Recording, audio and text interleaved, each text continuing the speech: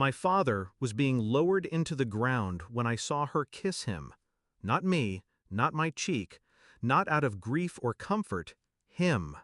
Back of the church, near the oak tree my father planted with his bare hands when I was 6. Their silhouettes moved just slightly, his hand on her waist, her lips on his neck. I blinked once, twice, felt nothing, not pain, not rage, just a strange stillness, like glass cracking quietly under pressure. She wore black lace, said it was to honor my father. I suppose she forgot black was also the color of secrets. She used to call me her hero, said I saved her, from her past, from herself, from the men before me who used her name like a toy. I believed her, because I wanted to, because I needed to. We met young. I gave her everything I didn't give to anyone else: access, trust, the key to the place inside me no one touched. She said she never had a family that mattered. I gave her mine. And now, the one person who taught me what loyalty looked like, my father, was gone. And she chose that moment to let another man's hands find her in the shadows. That was the part that shattered me. Not the betrayal, but the timing. Because monsters don't always come to ruin you when you're strong. Sometimes they wait until you're on your knees. I didn't confront her, not at the reception, not in the days that followed. I kissed her forehead, held her hand, told her thank you for being there for me.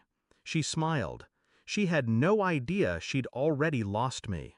While she slept, I checked her phone. There he was, Jay, no last name, clever, but not clever enough. I recognized the number. He was a mutual friend, an old classmate.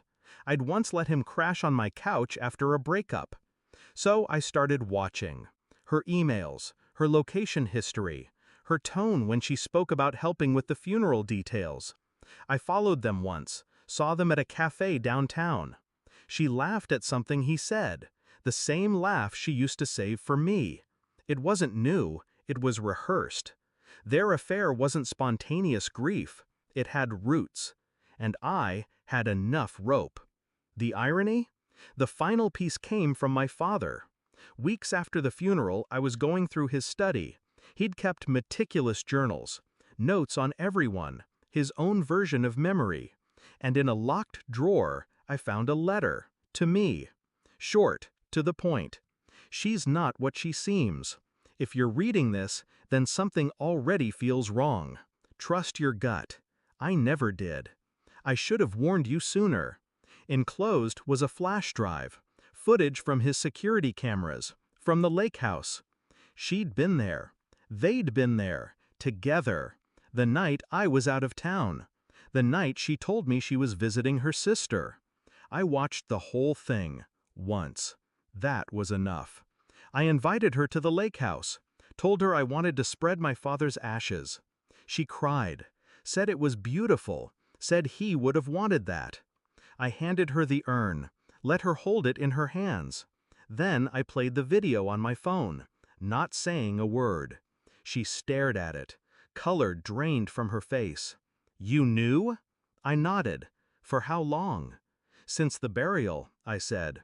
The weight of it hit her then. Her breath caught. The urn shook in her hands. You used me? She whispered. I smiled, just slightly. I learned from the best. Then I walked out, left her there, with his ashes, with hers. I haven't spoken to her since. Didn't block her, didn't threaten her, didn't need to. She destroyed herself with silence. I hear she moved out of town, lost the guy too. Apparently he didn't know I'd sent the footage to his fiancée. Guess I was feeling generous. People ask how I'm doing. I tell them I'm fine. But truth is, I'm better than that. I no longer carry what was never mine to hold. Not her, not the story she sold me, not even the grief she tried to stain with her touch. My father's gone, but he gave me one last gift: clarity. And now I only keep what's clean.